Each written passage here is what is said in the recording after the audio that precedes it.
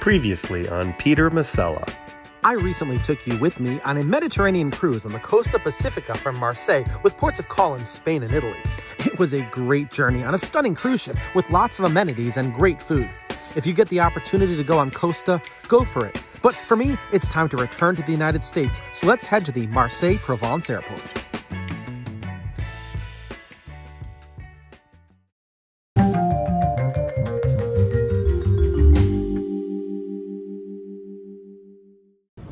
Bonjour from Marseille, France. Today, I'm flying to Paris.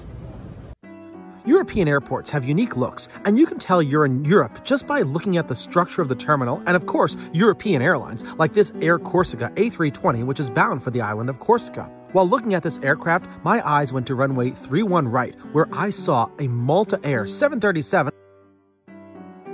Air Corsica pushed back, revealing a Lufthansa regional CRJ 900, which will eventually head to Germany.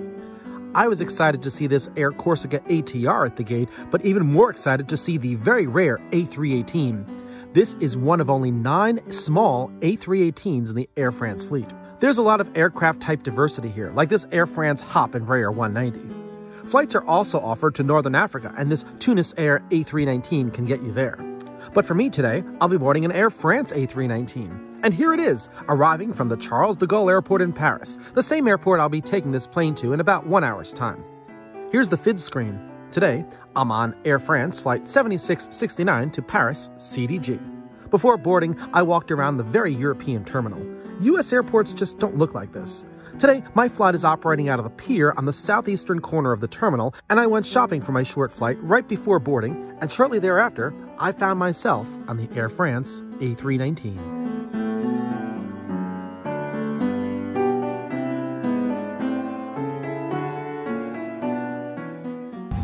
Welcome aboard. If you watch the video of my flight on the A320 from Paris to here, you'd think that you're on the same aircraft type. The interior of the Air France A319 is virtually identical to that of the A320. It's just a shorter plane. My seat is very similar to the seat I had on the A320. This time it's near the engine and again, a few rows behind first class. This flight boarded very quickly and we pushed back on time, which I was very happy about because I've got a connecting flight at de Gaulle. While pushing back, the flight attendants conducted a manual safety demo since there's no in-flight entertainment screens on board. The safety cards can be used for both the A318 and A319 since they share similar layouts. Under the control of the ground controller, we're making our way to runway 31 right.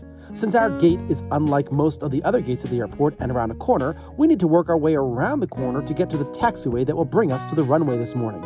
Our taxi route takes us out and around the head office of Airbus Helicopters. This is one of 2 main facilities for Airbus helicopters, the other being in Germany and was previously called Eurocopter. We're about to take off on one of the 2 parallel runways, the longer one, which has a length of over 11,000 feet and is at sea level. As we parallel the parallel runways, we talk to the local controller who informs us that we can't take off immediately. On approach to the same runway we're about to take off from is a Turkish Airlines 737, and that aircraft has priority over us, so we'll need to hold short of the runway to allow this airplane to land first.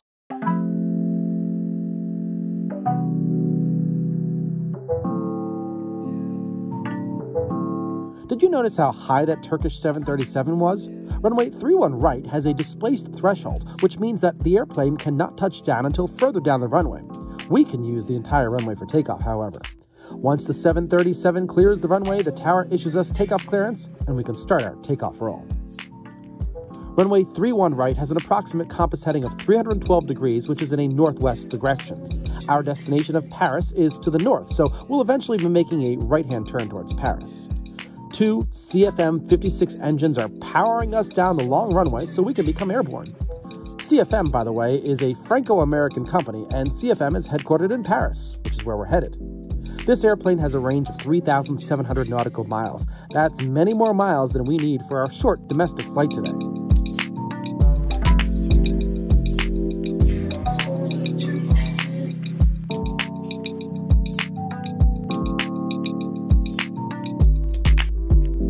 As we climb, we can see the parallel runway, runway 31 left, which ends at the water, but our runway, which is much longer, continues out as a peninsula over the water. The body of water is called the Étang de Berre, which is a lagoon 16 miles to the northwest of Marseille.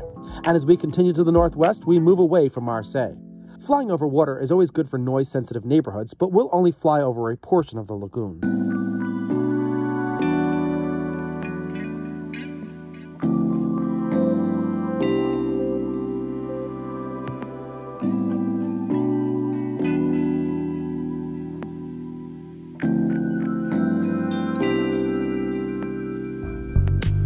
I love capturing our climb angle on camera as we work our way higher and higher.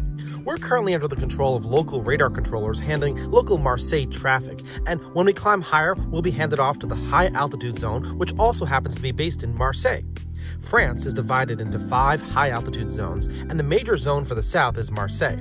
Marseille control is responsible for southern France, part of the Mediterranean, as well as the island of Corsica. Today, we'll be under control of 2 high altitude zones, Marseille and Paris. Paris, of course, also happens to be our destination. The first half of the flight will be under Marseille control, and the second half is under Paris control. Other French high-altitude control zones are Bordeaux to the west, Brest to the northwest, and Reims to the eastern central part of France. If an aircraft flies to another country outside one of the control zones in France, the pilot will talk to high-altitude controllers in control zones that border France. Those zones are Alger, Barcelona, Madrid, Shanwick, London, Brussels, Langen, Switzerland, Milan, and Rome.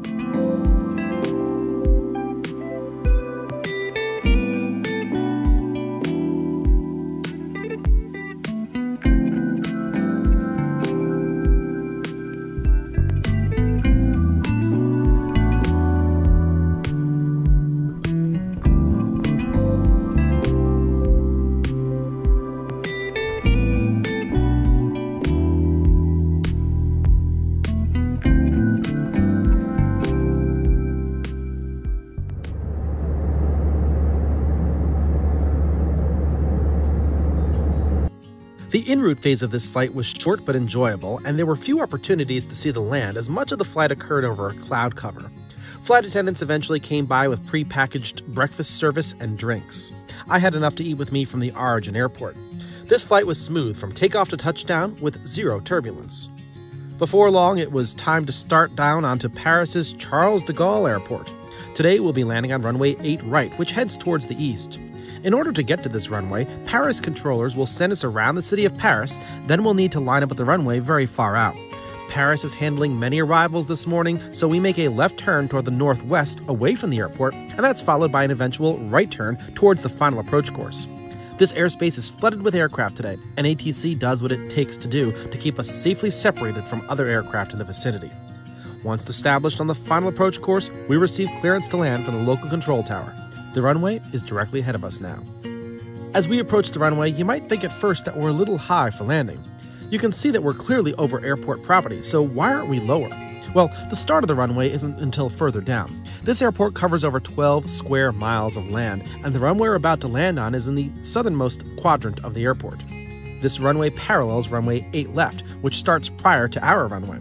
Our runway is one of the shorter runways at CDG, but sufficient enough for our A319 to come to a full stop upon landing. You can see runway 8 left here. That's the inboard runway for the southern complex of runways, and it's being used as the departure runway.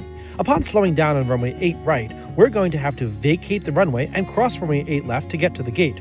There are only a few departures waiting to take off on runway 8 left, and they aren't using the full length of the runway for takeoff today. It's time for touchdown at de Gaulle. I'm happy that this is an on-time arrival because I've got a Boeing 777 to catch after this flight. The runways do seem a bit distant from the terminals here, but today everything worked like clockwork. All of the action occurs north of our runway, which is on this side that we're looking at now. To the south, on the other side of the aircraft, are fields. We were able to slow down and clear the runway at taxiway Victor 6, leaving 2 more turnoffs available to us if we needed them. As I had mentioned, this was a busy airport this morning. All aircraft need to be sufficiently separated because of turbulence called wake turbulence that's generated by aircraft ahead. Our flight today needed some extra separation because we're following an Air France heavy jet, a Boeing 777-300. This is a very large aircraft and we're a lot smaller, so air traffic controllers ensured that we did not get caught up in its wake. Now we have to wait for this 777 to cross the departure runway, and when all is clear, the controller tells the heavy jet to cross it. Because it took some time for the next departure to line up and wait, we were given instructions to cross runway 8 left immediately behind the 777.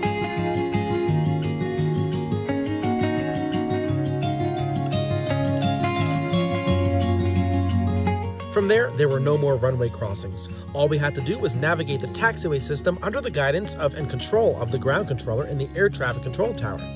This was a very enjoyable flight, and the reason why I'm in Paris is because I need to take another flight. This time it's an Air France 777 to Atlanta, and I've chosen a seat on the left side of the plane for a very specific reason, but you'll have to wait to find out why. So if you're not subscribed to my channel, hit that subscribe button and the bell button because you won't want to miss out. Thanks everybody, and I'll see you again at CDG real soon.